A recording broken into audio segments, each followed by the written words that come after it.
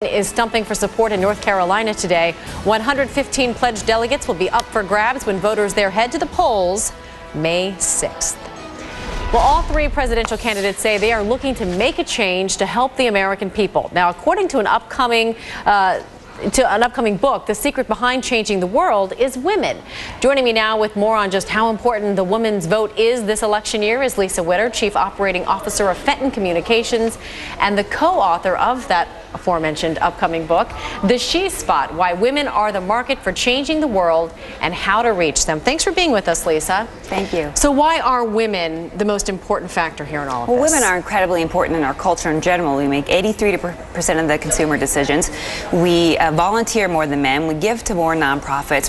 But politically, we're really there. We've helped decide the last 4 presidential elections. And looking at this particular election, we're 59% of the primary voters. So everyone is out for the women's vote. All right, so how do you reach women effectively? Well, women really do want change, especially single women. 66% of the single women say that they're looking for change in the political office, and they're not what you think. You know, a lot of people think that women just vote for women. That's not necessarily true, especially for younger voters. So gender to gender in the last election was really only 15% of what people thought. What they want is someone who's optimistic and someone who gives them details.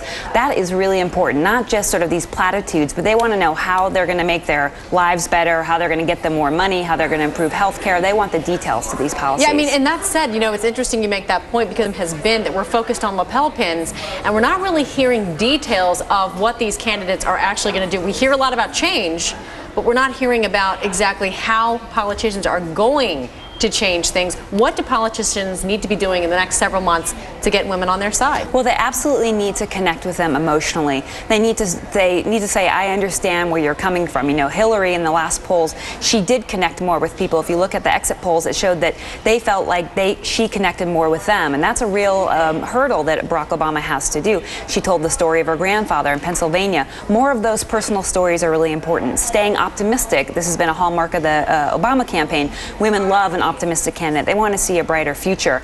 And I think it's really important to give women a sense of control. You know, Hillary Clinton's line when she said, "I'm fight for all of you have been counted out." Women have been counted out in this world, and they want to see someone who's going to fight for them. And most importantly, they need to connect women with one another. Women really have this power of word of mouth. So if they get women on your side, they're loyal and they'll connect other women to each other. Although we know that women can change their minds. They can change their minds. So there is time for a candidate to sway one of us to his or her side, correct? Absolutely. There's plenty of time, and there's a whole general election coming along, and it's going to be a real battle. Now, one thing I want to make sure is I hear people say, they talk about women voters and Latina voters and young voters and older voters.